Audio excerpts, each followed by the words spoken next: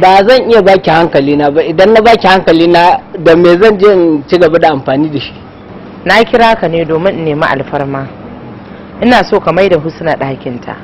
Alfarma muna nema a gurin Allah, amma ba zai yiwu mai da Husna ɗaki wajena ba, da mai da aurenta ba zai yiwu ba. Saboda me?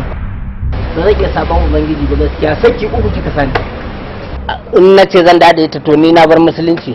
Ni ko duk sunnan manzo sallallahu alaihi wasallam raya ta ake, ba bata ta ake ba. To shika uku menene, nawa ake yi? An yi yafi 1000 dan ka saki mata ka saki uku. Akwai irin al'ada ta bid'a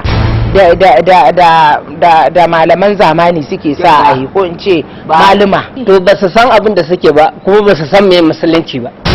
Ni kuwa ko zan auri wannan sai ta yi wani auren. In ta yi auren ka yadda za ta koma ɗakin ta? In ta fito zan tsaya duba an gani, amma kuma wai kar ta yi auren dan cewa za ta fito ta sake dawowa gurina, to wannan ma an saba ka'ida. Nan yanda nake ji na ma zan yi rufe ki da duka. Yake zan yi narkakki. Allah ne. Hajiya. Kallani. Tangaran. Koyayyen sunan ma yau sai da ka faɗa? Dan Lami. Tangaran. Ka kalle ni. Kana ganin hula a kaina? Ga ta nan ma, ga ta nan, ba hula ba ce dai, ga ta nan. Ha? Ga ta nan. Ko na sirri da shi ne aka kasance. To ka'ida duk wanda ya ga hular kaina, in dai ya ganta suka yi ido biyu da hular nan, to ranar mutum zai bar duniya. Dama ai zuwa kai.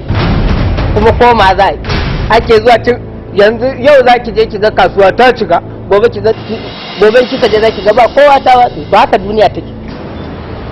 Kwana na ne kawai tsari. Wai kai wani irin mutum ne mai zazzafar aƙida? Haka Allah yi ne.